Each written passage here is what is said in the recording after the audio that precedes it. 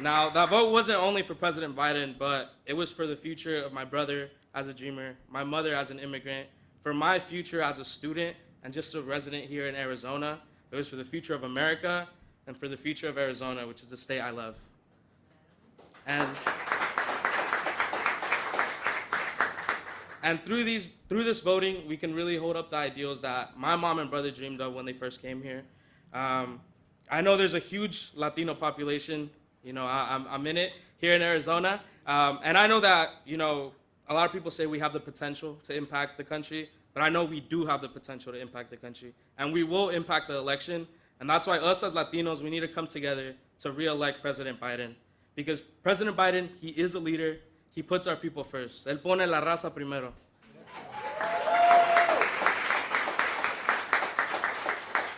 He puts the working class families first, los trabajadores, the students, los estudiantes, the immigrants, los inmigrantes, and the Latinos. And honestly, all of Arizonans, he puts them first. He puts our issues first. And that's why I'm proud to say que nosotros somos Latinos con Biden. And I'll say it again, nosotros somos Latinos con Biden.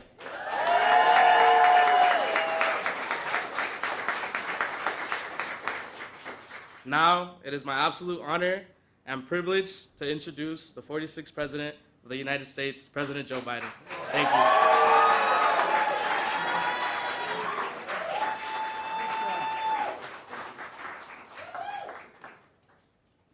Well, folks, I have to tell you straight up, I like you all, but I couldn't resist that little babe. Well, first of all, I want to thank you all and thank Luis for that introduction. When you're president and they say Joe Biden's out in the waiting room, promise me you won't say Joe who. Folks, look, you know, when I get criticism some places for having such a strong interest in Latino voters and Latino Americans and people here in the country, I point out to them, I said, can you imagine when you have 28% of all the students in public school are Latino, and nationwide, anybody who doesn't pay attention is really stupid. No, I'm serious, think about it. Think about what this means.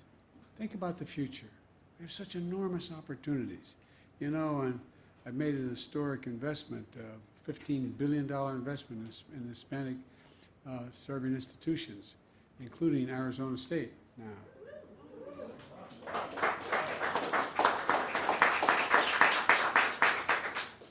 But I should have started off by thanking Mary and Earl. Thank you very, very much. Thank you very much.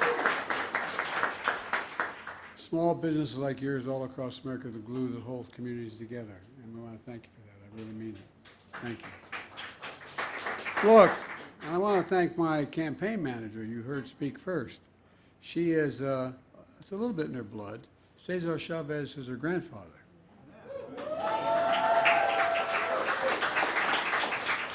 He's the guy that got me interested. He came to Delaware when I was running in I won't even tell you when, 1871. He came to Delaware in the 1970s to help deal with the farm workers. And Delaware has a gigantic industry in agriculture. That whole thing called the Delmarva Peninsula, Delaware, Maryland, Virginia. It's a $4 billion industry, primarily in agriculture, but particularly in chickens. And he was organizing, and I got involved with him and trying to make some headway. And in Southern Delaware, they talk at you like this, you know what I mean?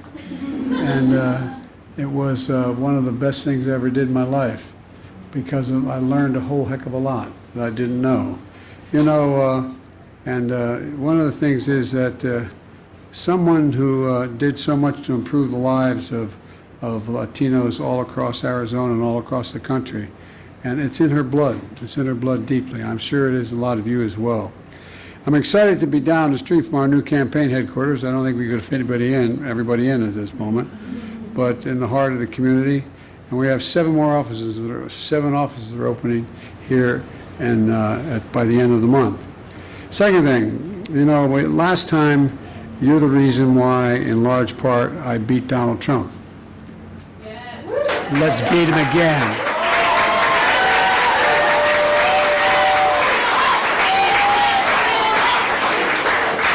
Well, you know, I need you. I need you badly. I need the help. Kamala and I desperately need your help. Because, look, there's only about 6 or 7 states that are going to determine the outcome of this election.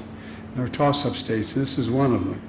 And I made sure that, by the way, when I got elected, that I told you my campaign would look like America. My administration would look like America. We have, and I've followed through on that. For example, Secretary Becerra is lowering prescription drug costs. He's heading up one whole agency. Secretary Cardona is easing student debt, among other things. And Administrator Guzman is investing in small business. Look, I want to remind folks, because we turned out in 2020, we achieved the lowest unemployment rate for Latinos in a long, long time. We cut Hispanic child poverty to record lows. We lowered the health care costs. We made historic investments in Latino small businesses, and we addressed gun violence in the communities. And we're excited now that ASU is joining the ranks of other historic serving institutions because they can get part of that $15 billion now.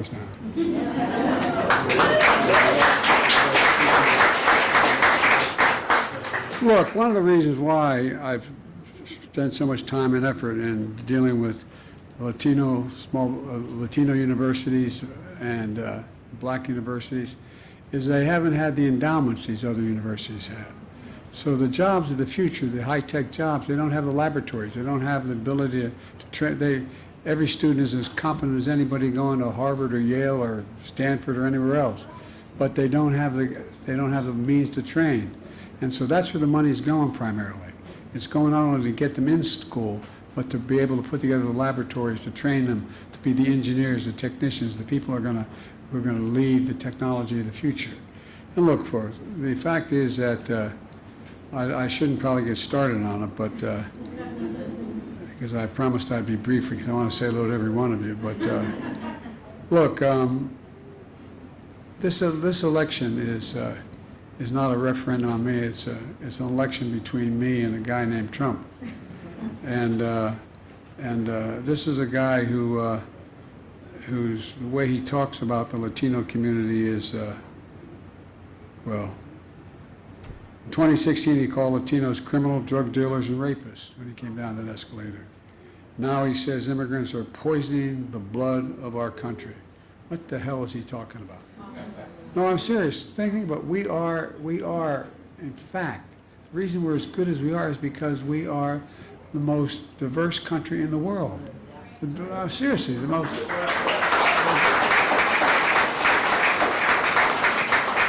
And look, you know, that's not all. He wants to get rid of all the programs we put together, from healthcare to education to small business help. And Social Security he wants to cut. He said, no, he not want to cut. He just said, but there's a lot you can do to trim and cut.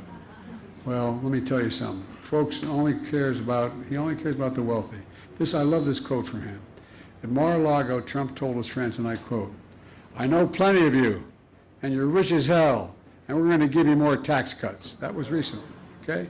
Well, that's the last thing I'm going to do. I want to tell you. You may remember when we started off this campaign in 2020, there were 55 major corporations that made $40 billion and didn't pay a single penny in taxes. And I was able to get a 15% minimum tax on them and paid for every single thing we did and still cut the budget trillions of dollars. And so, folks, look, let me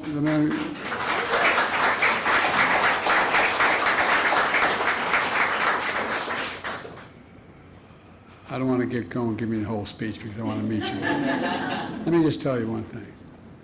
The fact of the matter is, I come from a household that is like maybe a lot of yours. We weren't poor, but we were, I guess, technically, from a financial standpoint, lower middle class. When Cole died in Scranton, where I was born, we moved down to Claymont, Delaware, a little steel town. And we lived in what later became subsidized housing. It wasn't at the time, it was an apartment complex.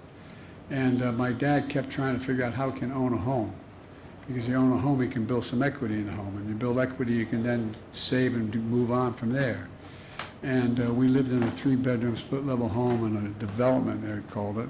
45 homes, built the same exact kind of homes. And there were 4 kids and a grandpa living with us in that home. We never thought we were We were poor. We never thought we were left behind, but we had to figure out how to get scholarships to go to school. We had to figure out how to pay to get. My dad busted his neck to make sure we had whatever we needed. It could have whatever we needed. But the end result of it was that we used to have a thing called trickle-down economics, where if the wealthy did very well, it trickled down, everybody did fine. Well, I observed nothing ever trickled down on my dad's kitchen table.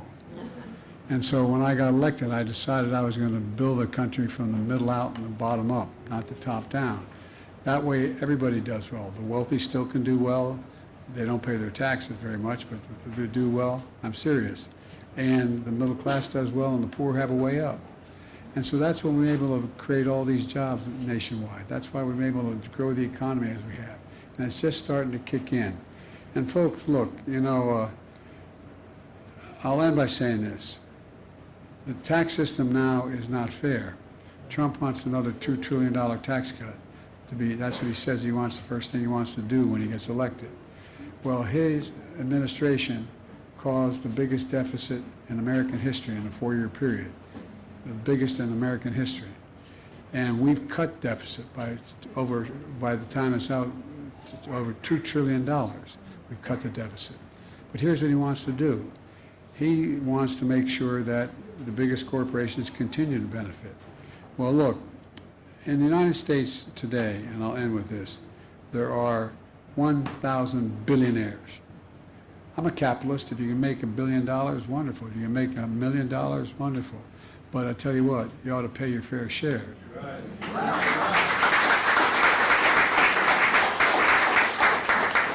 You know what the average, what the tax a billionaire pays, these 100 billionaires?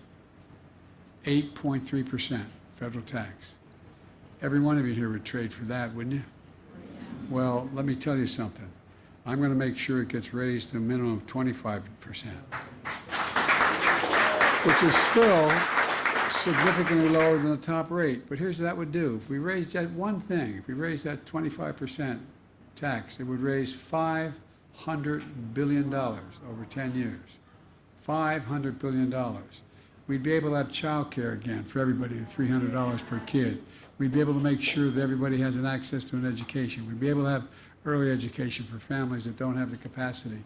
We'd be able to do so much more. We'd be able to cut the deficit as well. So folks, I'm optimistic. America has the capacity to do almost anything. We just have to remember who the hell we are. We're the United States of America. And there is nothing. There is nothing beyond our capacity. We're the only nation in the world that's gone through, like as a researcher in history, the only nation in the world that has gone through every crisis we've ever gone through, we've come out stronger than we went in. Only case, only nation.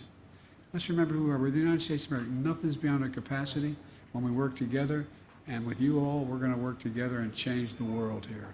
Not a joke. There's so much more to say, but I'm going to stop now. Thank you, thank you, thank you.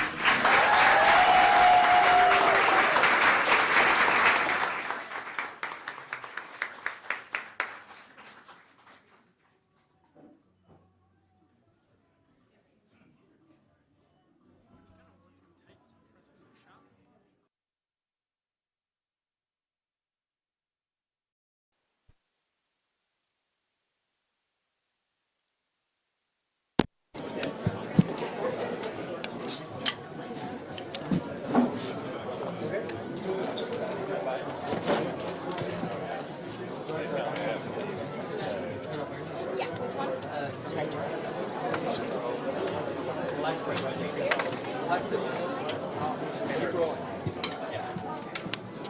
Thank you. Stop until I tell you.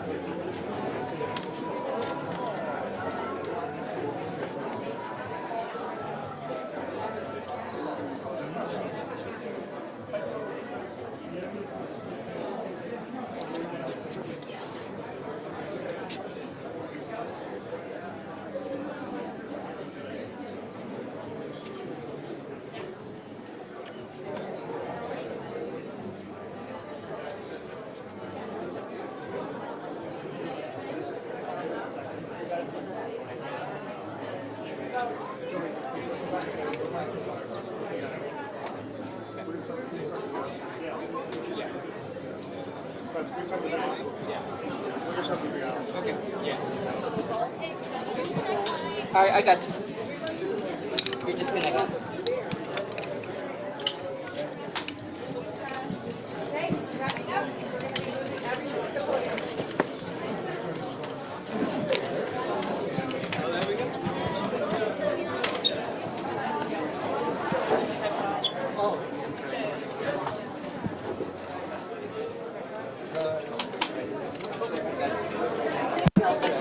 Yeah, absolutely.